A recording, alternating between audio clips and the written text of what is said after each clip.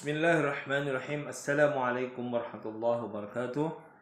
Alhamdulillah wassalatu wassalamu ala Rasulillah la nabiyya ba'd. Allahumma inna nas'aluka ilman nafi'an wa rizqan thayyiban wa amalan mutaqabbalan. Jumpa kembali bersama Dr. Imin Studio pada kesempatan seri kuliah pendidikan agama Islam. Pada pertemuan yang ke-6 ini kita akan membahas tentang hukum syarak ya, dari silabus yang telah kita susun dari mata kuliah pendidikan agama Islam ya. Apa yang dimaksud dengan hukum syarak ya? Kita akan rinci secara detail.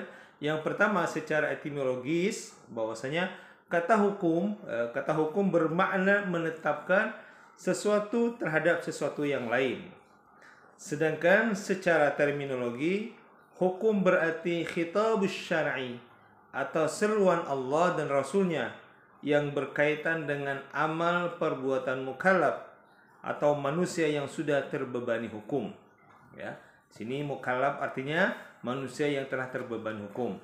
Jadi hukum syarak adalah khitabus syar'i ya, muta'allaqun bi af'alil ibad, yaitu seruan Allah Subhanahu wa taala dan Rasulnya yang berkaitan dengan perbuatan-perbuatan seorang hamba, baik yang menyangkut hal-hal yang bersifat perintah maupun hal-hal yang bersifat larangan bagi seorang mukmin. Jenis-jenis hukum syarak. Para ulama fikih telah sepakat bahwasanya perbuatan mukallaf, yaitu orang yang sudah terbebani hukum, yaitu orang yang sudah baligh dan berakal sehat ya, tanda-tandanya dalam sebuah hadis, rufiyal qalam 'anis thalatha, 'anis sabi hatta yablugh, 'anil majnun hatta ya'qil, wa 'anil na'im hatta yastayqiz. Bahwasanya hukum tidak dibebankan kepada 3 orang. Yang pertama yaitu anis sabi ya, dari anak bayi hatta yablugh, sampai dia akil baligh. Nah, bagi yang laki-laki tanda akil balighnya yaitu datangnya mimpi basah, sedangkan bagi yang perempuan yaitu tanda akil balighnya yaitu dengan datangnya sang rembulan atau datangnya haid ya. Anis sabi hatta yablugh. Kemudian anil majnun hatta yaqil, kemudian dari orang gila sampai disembuh dari kegilaannya. Kemudian anin na'im hatta yastaghiz, orang yang tidur sampai terbangun dari tidurnya. Maka dari hadis ini kita berkesimpulan bahwasanya hukum tidak ditetapkan terhadap 3 orang tersebut. Al-ahkam asy-syar'iyyah atau hukum syar'i atau ahkam taklifiyah ya, dibagi dalam 5 jenis. Yang pertama yaitu fardu atau wajib ya, suatu yang harus dikerjakan, bila ditinggalkan berdosa. Kemudian wajib ini juga dibagi menjadi 2, yaitu fardu ain dan fardu kifayah. Yang fardu ain itu sesuatu yang harus dikerjakan oleh setiap orang yang mukallaf, dan jika ditinggalkan dia berdosa. Contohnya salat, zakat, berpuasa, dan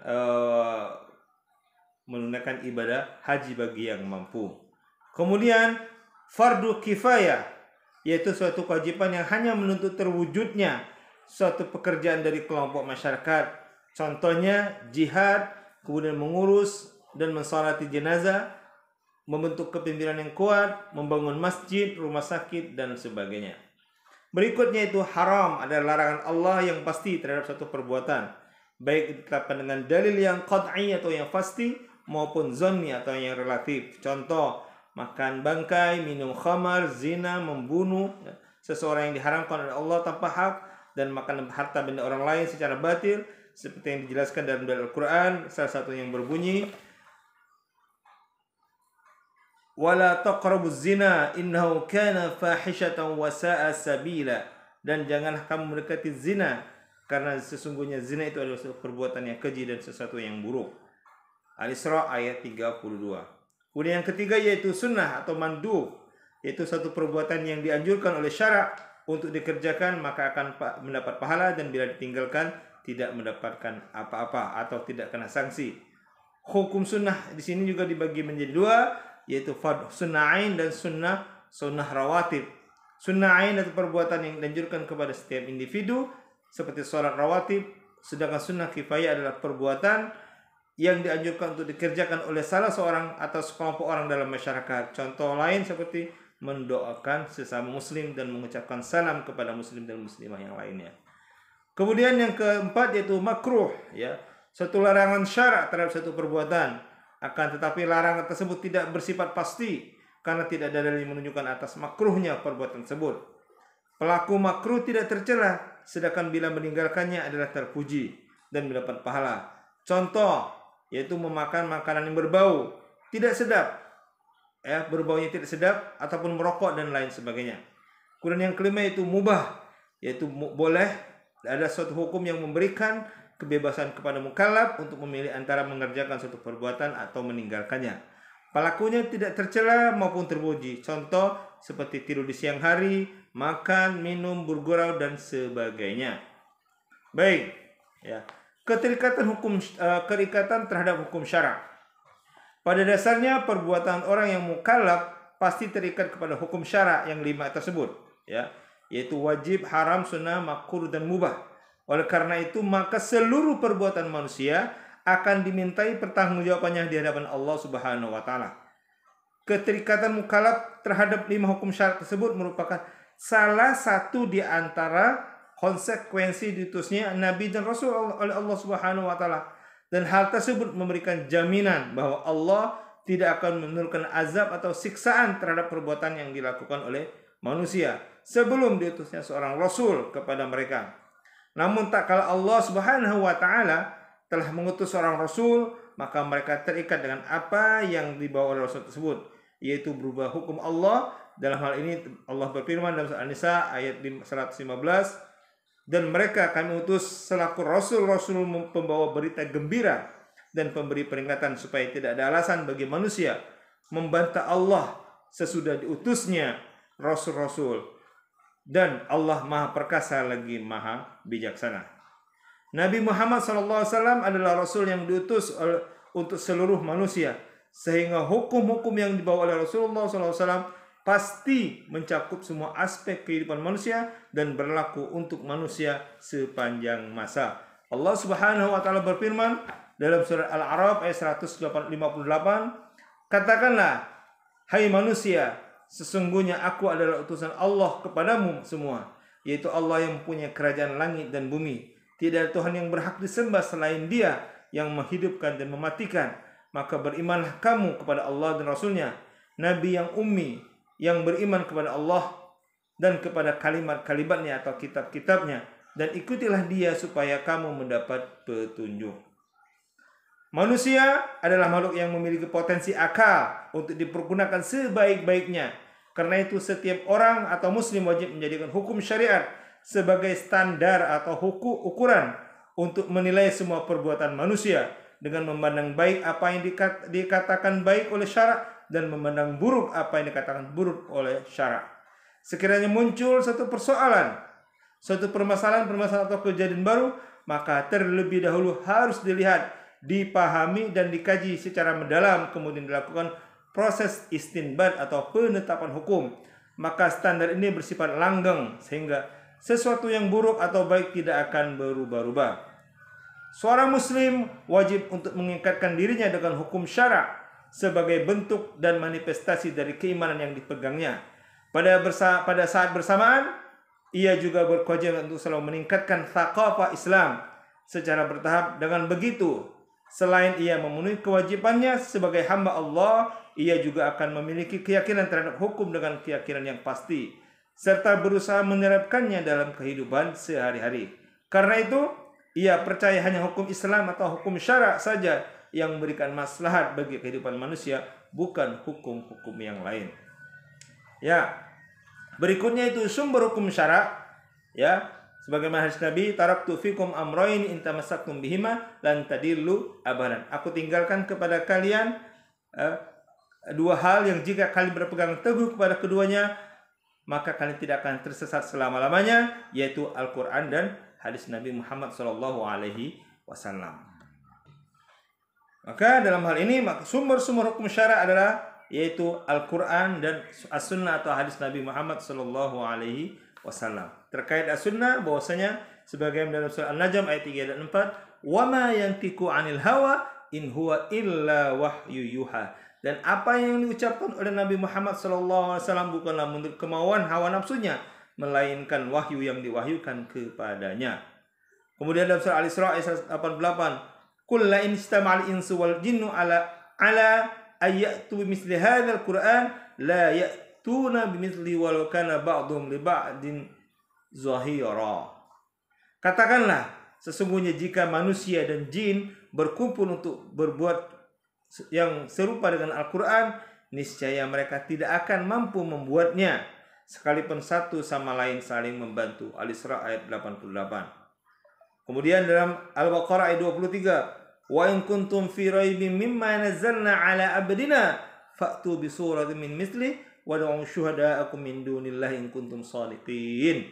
Dan jika kamu dalam keraguan tentang Al-Quran yang kami wahyukan kepada hamba kami yaitu Muhammad, buatlah satu surat saja yang semisal Al-Quran dan ajaklah penolong-penolong selain Allah jika kamu orang-orang yang benar. Nah, ini tantangan Al-Quran kepada mereka-mereka yang mendustai akan keotentikan Al-Quran.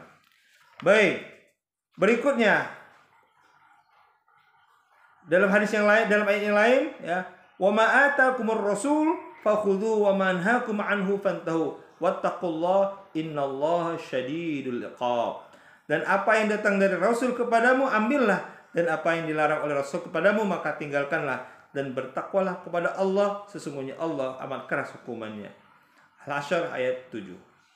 Baik, berikutnya itu fungsi sunnah terhadap Al-Quran. Yang pertama yaitu menguraikan kemujmalan Al-Quran atau bayan at-tafsiri. Kemudian yang kedua itu mengkhususkan ayat-ayat Al-Quran yang bersifat umum, bayan taksis, ya. Kemudian yang ketiga yaitu memberikan syarat atau takyid, batasan terhadap Al-Quran yang mutlak. Contohnya, "Was-sariqu was-sariqatu faqta'u aydihuma jazaan bima kasaban nakalan minallah wallahu azizun hakim." Laki-laki dan perempuan yang mencuri, potonglah tangan keduanya sebagai pembalasan bagi apa yang mereka kerjakan, dan berbagai siksaan dari Allah.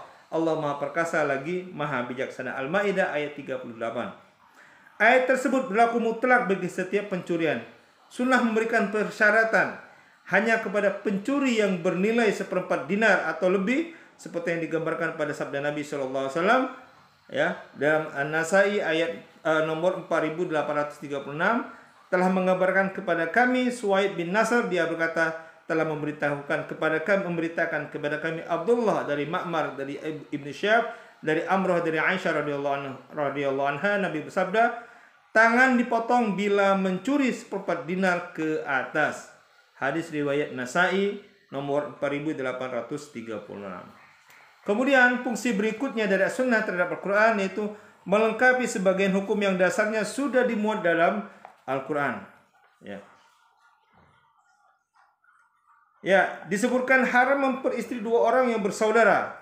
Kemudian sunnah melengkapinya, dilarang memadu seorang wanita dengan saudaranya, kakak atau adik, serta bibi dengan keponakannya, baik dari saudara laki-laki maupun wanita. Sunnah menciptakan hukum yang tidak terdapat nasnya dalam Al-Quran. Misalnya, sunnah tidak memakan setiap binatang buas yang bertaring, setiap burung yang bercakar, juga melarang memonopoli milik umum seperti air, api, dan rumput, bahkan hutan sekalipun.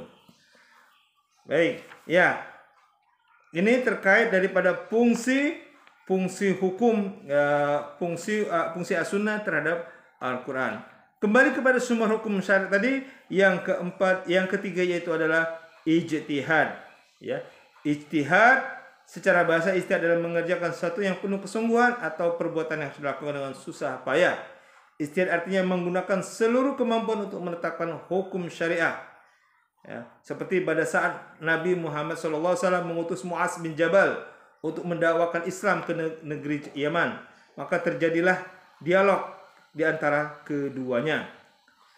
Sebagaimana di dalam riwayat hadis Abu Daud nomor 3119 dan Ahmad dan Tirmizi telah menceritakan kepada kami Hafs bin Umar dari Syu'bah dari Abu Aun dari Al-Harits bin Amr anak saudara Al-Mughirah bin Sya'bah dari beberapa orang penduduk Himis yang merupakan sebagian dari sahabat Mu'adz bin Jabal bahwasanya Rasulullah SAW ketika akan mengutus Muaz bin Jabal ke Yaman, beliau bersabda, bagaimana engkau akan memberikan keputusan apabila ada suatu buah peradilan yang dihadapkan kepadamu? Muaz menjawab, saya akan memutuskan menggunakan kitab Allah. Beliau bersabda, seandainya engkau tidak mendapatkan dalam kitab Allah, Muaz menjawab, saya akan kembali kepada sunnah Rasulullah SAW. Beliau bersabda lagi, seandainya engkau tidak mendapatkan dalam sunnah Rasulullah serta dalam Quran, Muaz menjawab, saya akan beristihad menggunakan pendapat saya dan saya tidak akan menguranginya. Kemudian Rasulullah SAW menepuk dadanya dan berkata, segala sepuji bagi Allah yang telah memberikan petunjuk kepada utusan Rasulullah untuk melakukan apa yang membuat senang Rasulullah SAW. Ya, wa qala alhamdulillahilladzi waffaqa Rasulillah lima yurdi Rasulullah. Hadis riwayat Abu Daud nomor 3119, Ahmad dan Tirmizi. Hadis di atas menjelaskan dan memerintahkan optimalisasi akal dan nalar yang menjadi dasar keabsahan ijtihad sebagai salah satu sumber hukum Islam. Jika ada suatu persoalan pelik tidak terdapat ketentuan hukumnya dalam Al-Quran Sunnah, para ulama fikih menetapkan bahwa tidak boleh beristihad masalah yang sudah ada dalilnya secara qat'i atau pasti jelas, seperti hukum ketuhanan dan hal-hal yang masuk kategori rukun iman. Selain itu, tidak boleh beristihad masalah yang berkaitan dengan kewajiban beribadah yang termasuk kategori rukun Islam.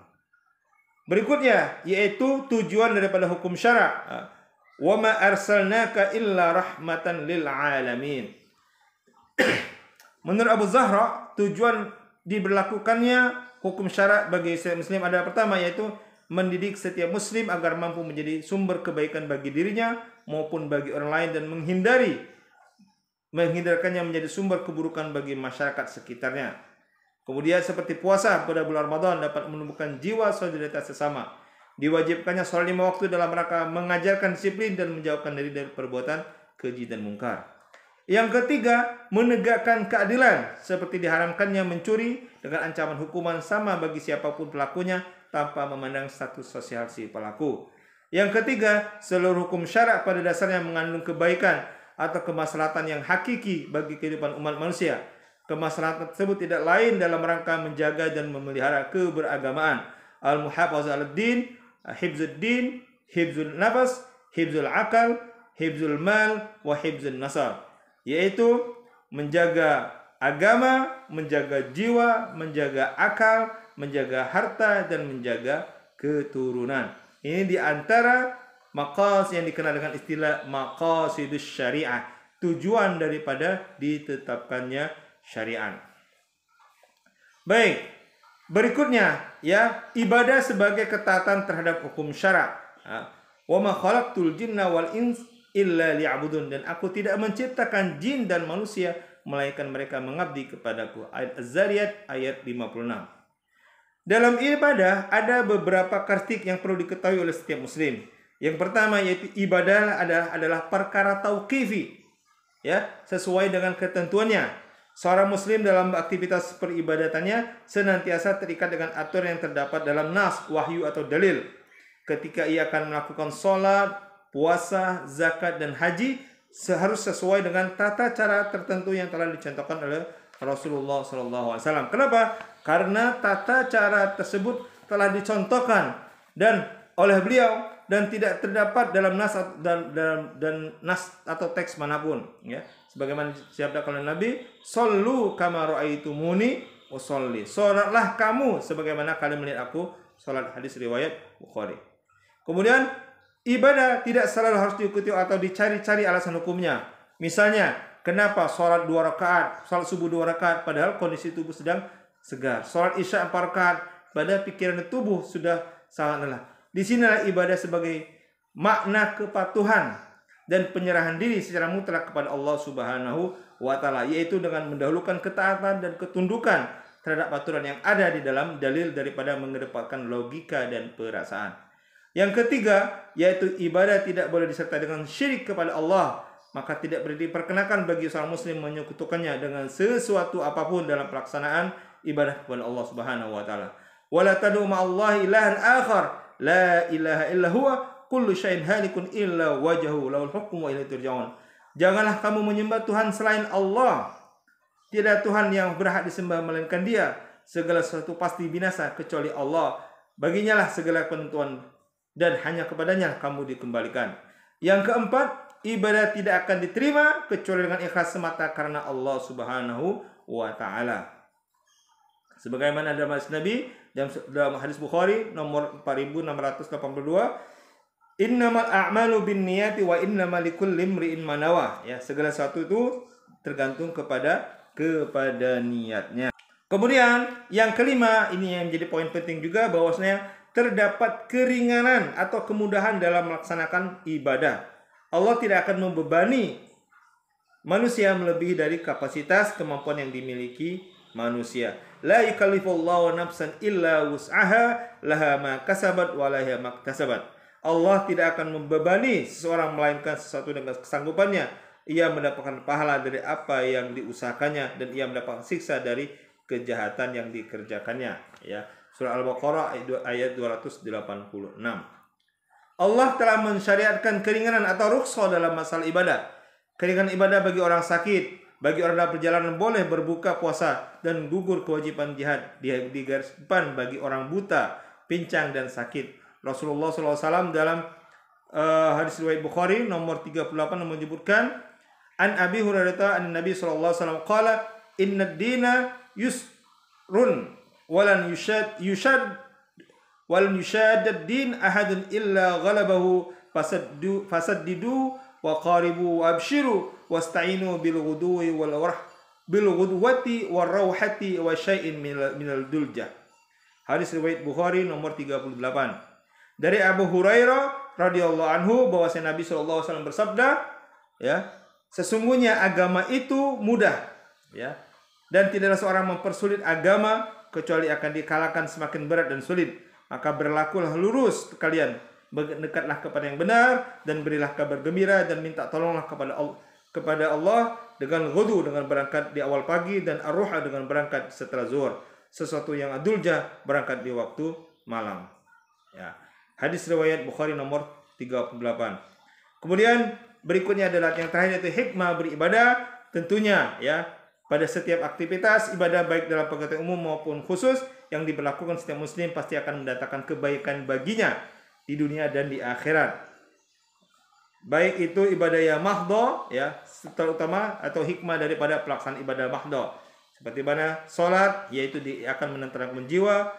Kemudian puasa dapat membentuk ihsan yang bertakwa, zakat dapat mensucikan jiwa, dan haji dapat menyaksikan kebesaran Allah selama di tanah suci. Ini pembahasan kita ruang lingkup terkait dengan hukum syara. Mudah-mudahan kita berkomitmen untuk selalu menjalankan kehidupan kita sesuai dengan hukum syara yang telah ditetapkan oleh Allah dan Rasulnya. Allahumma a'inna ala dzikrika wa syukrika wa husni ibadatik. Terima kasih. Wassalamualaikum warahmatullahi wabarakatuh.